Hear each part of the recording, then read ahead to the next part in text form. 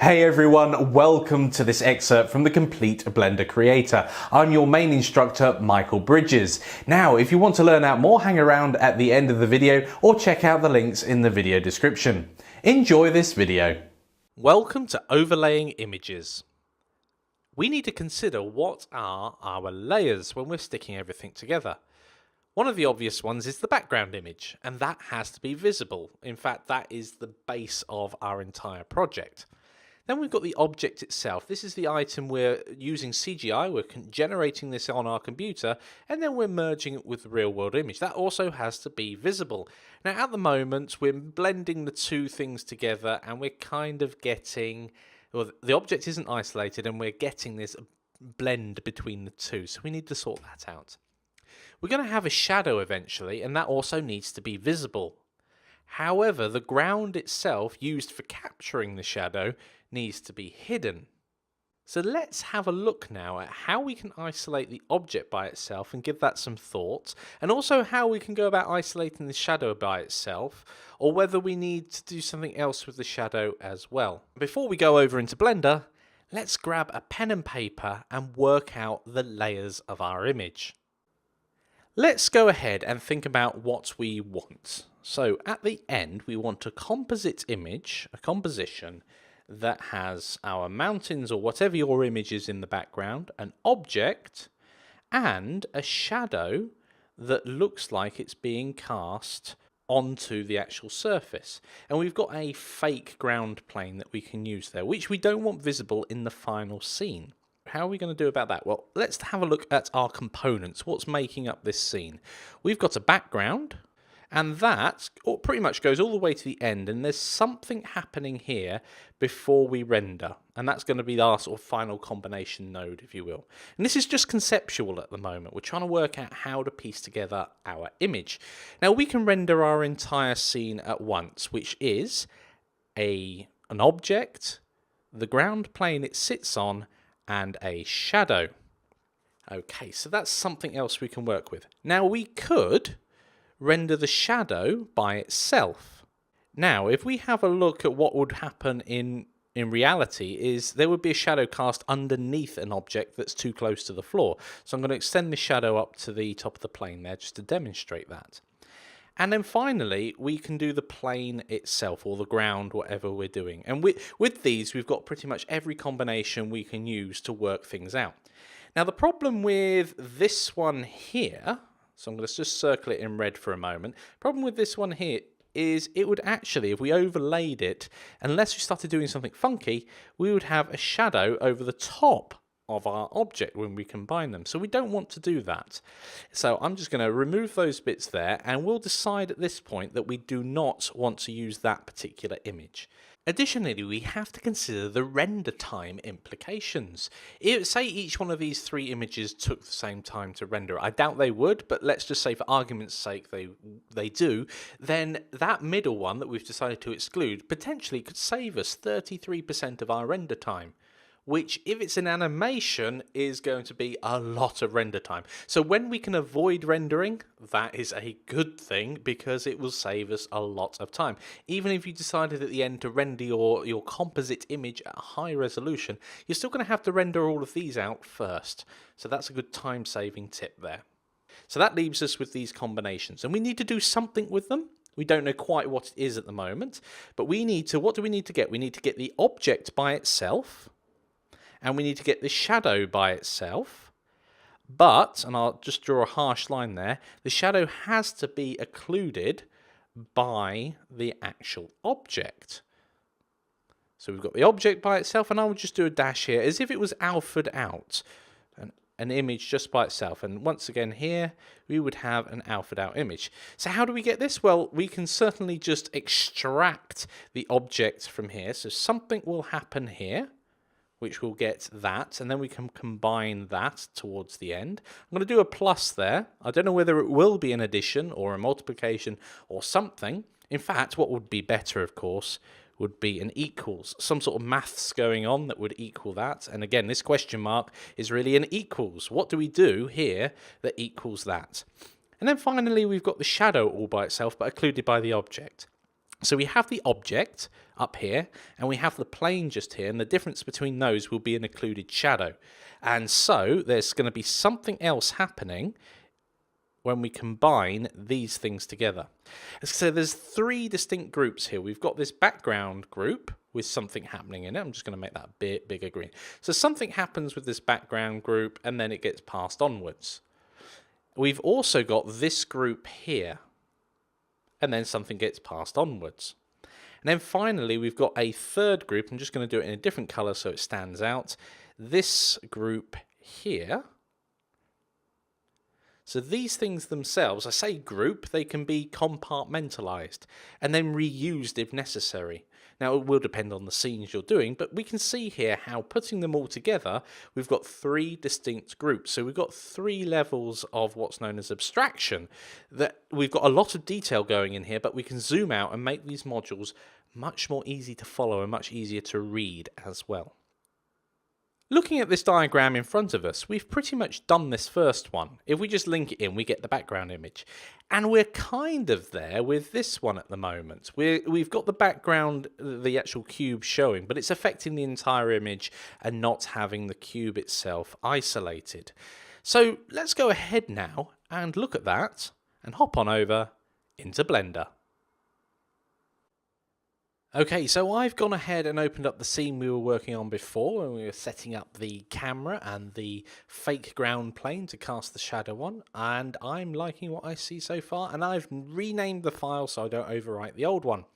Now I'm going to immediately append an object into my scene. I've gone on to Blend Swap and I've modified an F-22 Lightning. It's an aeroplane. So let's go ahead and append it into our scenes. And you can also use this if you're doing a runway and following along. F-22 Lightning, we'll just import that. We'll go to Object. Oh, if I go click Happy, there we go. F-22, append from library. And I'm going to move that now towards the camera. And there we'll do. It's in the ground, so let's just lift it up so it's not. Perfect. Now, because I've set everything up so it's all level, I can actually whiz round to the front view in orthographic mode, zoom in and make sure it's not actually in the ground. So it would be hovering about there. This plane does not have wheels. Never mind.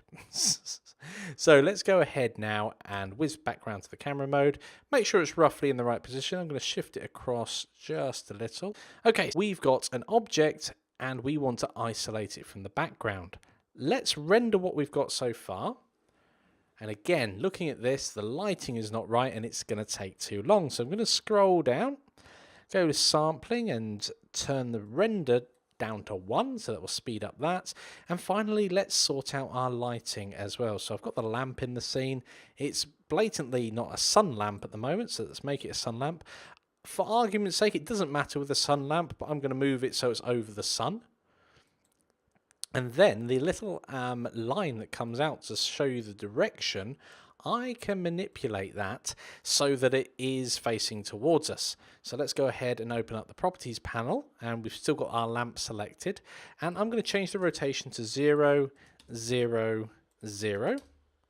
And I'm going to come out for a moment and see that that is facing directly down. Now, I don't want it facing directly down. I want it towards our plane, which is over here. And so I think I need to rotate it around the x-axis, by the looks of it, by -90. He hopes. Yes, that's right. And now I just need to move it towards the camera as well. So I can go back to this view and literally by manipulating, not the Y, the Z-axis, let's try 10. Yeah, that's moving it towards, so we need positive. So now it's definitely towards us. That is quite hard to see, but the little line, if I exaggerate it, moving away, moving towards. And because it was roughly towards us to begin with, I know it is moving towards, not away from. Finally, the rotation, well, the sun isn't pointing directly over there. I'm going to make it face down slightly, maybe 85. And let's just render that now and see what we get. That's not the desired result. The first thing I'm going to do is get rid of that backdrop because we need to focus on one thing at a time. If you put too many things into your pot, you won't be able to. We need to isolate the flavors. So we need to isolate these two parts of our image. So I'm going to switch immediately over to the compositing node, and let's have a backdrop turned on. Oh, no, let's not have the backdrop. Let's just use the window down here, and auto render turned on. Let's render our image out. Perfect. We're using nodes, and you may get this happen to you occasionally where you're using nodes and no nodes appear.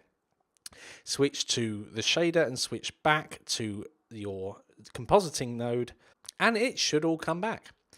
So as I was detailing earlier, we need to isolate some of these components so they don't get in the way, and you can't go back and touch them either. That's a rule. You can naughty, you can't do that.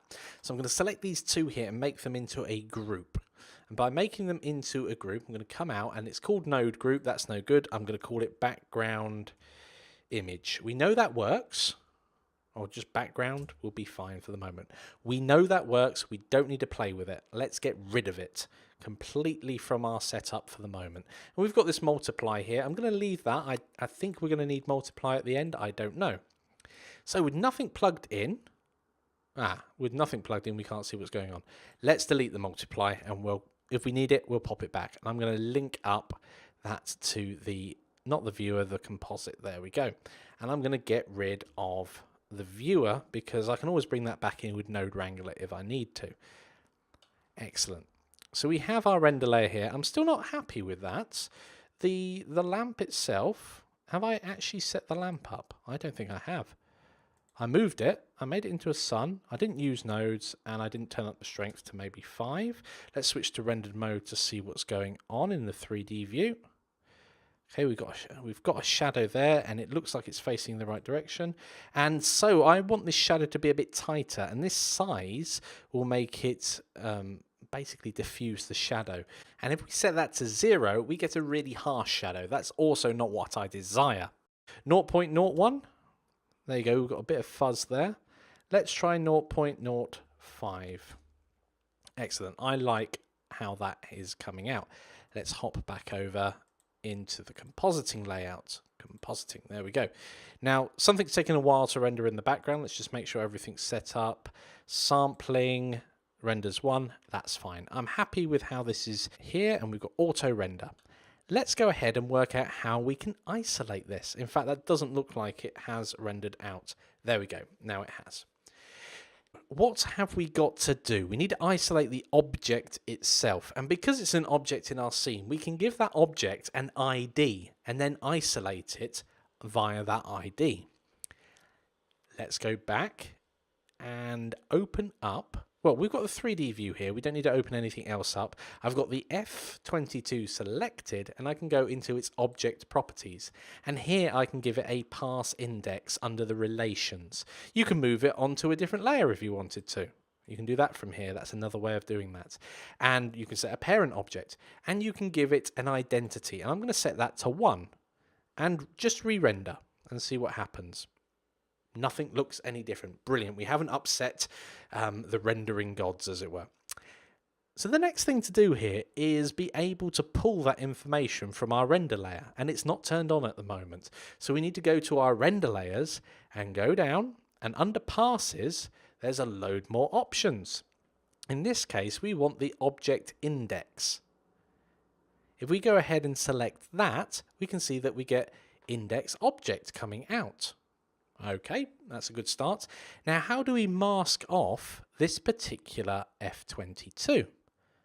Well, we need to add in a node that's a converter and an ID mask. So it's masking off a particular index number, and here an ID value. Well, we need to give it the entire scene data. So let's plug in the index object, and there we go.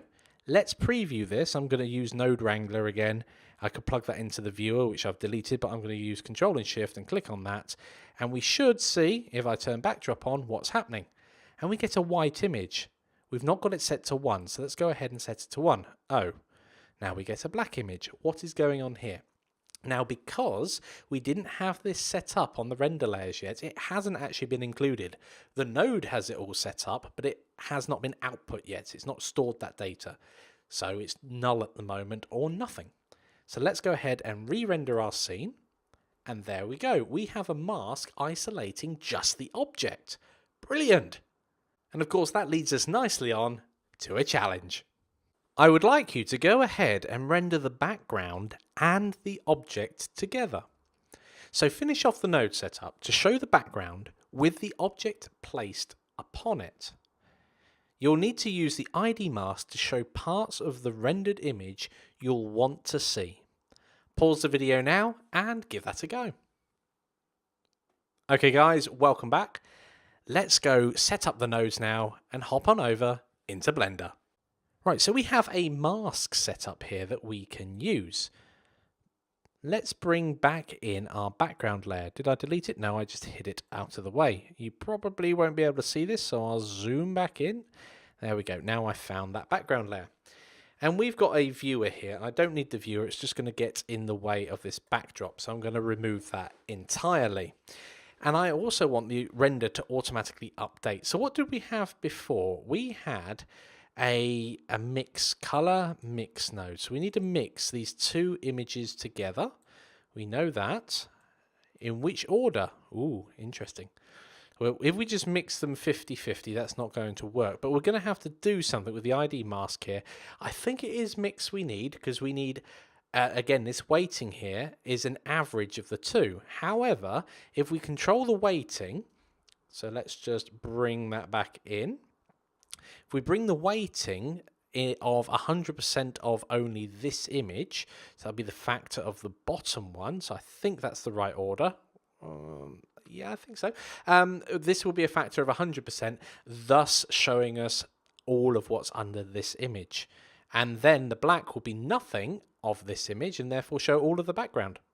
Let's plug it in and see what happens. Oh, excellent. How about that? It's all come together rather nicely. I'm going to just get rid of my backdrop again so we can see the node set up.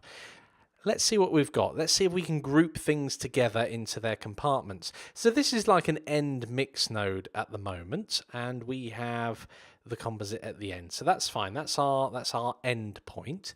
We've got a viewer here. I can just get rid of that. So we have our ID mask and our render layers. Now, I would like to group these two together. Sometimes it's a bad idea to group inputs together, but if you do try and group these together, if we go node and make a group, Blender will complain. We can't shove a render layer into a group.